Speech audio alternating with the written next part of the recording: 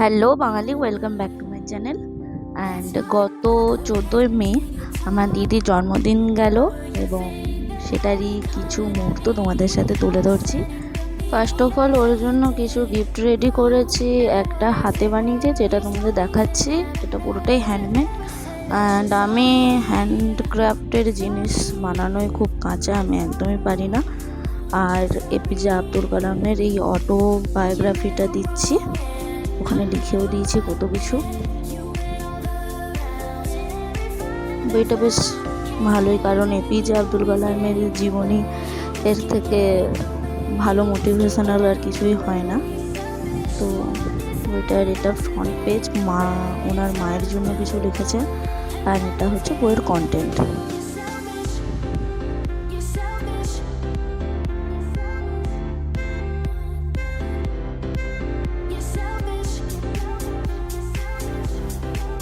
And second gift হচ্ছে এই অ্যাম্বাসেডারটা। এটা খেলনা, আমি পুরোটা র্যাপ করে দিয়েছি, তো এই র্যাপিংটা আর খোলা হয়নি, খুলে দেখানো হয়নি। গিফটটা ও যখন আনবক্সিং করবে তখন হয়তো তোমরা দেখতে পাবে। চলো এই গিফটগুলোকে র্যাপ করে নেই। এর পেছনে যে ওই ফ্রেমের যে স্ট্যান্ডটা হয় না, আমি লাস্ট পর্যন্ত লাগিয়ে উঠতে পারিনি, তাই দিদিকে একটু বলবো যখনও খুলবে তখন যাতে ও লাগিয়ে নেয়, তাই ওটা ভেতরে দিয়ে দেবো।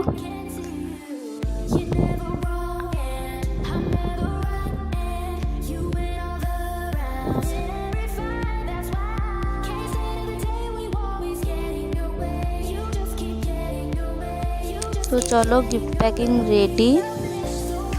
এটাই লাস্ট অবধি করে উঠতে পেরেছি। এখানে একটা ওই ফিতা দেওয়া হলো না, আর কেনাই হয়নি। ওর জন্য উইশিংয়ের এই থালাটা রেডি করেছি, যেমন পেরেছি আর কি। চলো উইশ করে দিই। This is birthday girl today. পুরো দুর্ভিক্ষের ক্যালেন্ডার লাগছে কেন জানি না। হ্যাঁ, তোমার ঘুম পেলে তো হলো না। হ্যাঁ, বার্থডেতে কে ভাই ওটস আনে? হ্যাপি বার্থডে, ভগবান তোর মঙ্গল করুক। এনে চকলেট নে।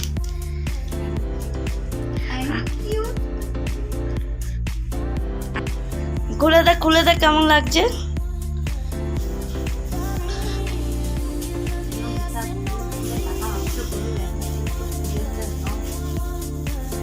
আমি যেরকম পাচ্ছি সেরকম করে এই করেছি, কারণ আমি তো মানে অতটা হাতের কাজ পারি না।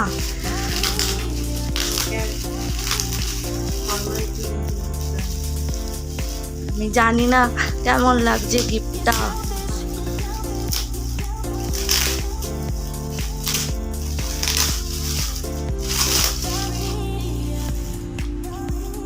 ওইটা খাপ থেকে বের কর।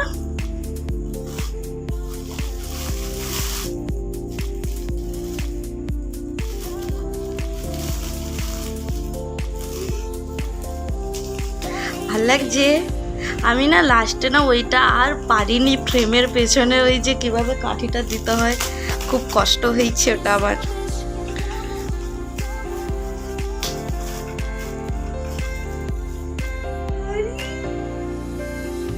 ভাল লাগছে।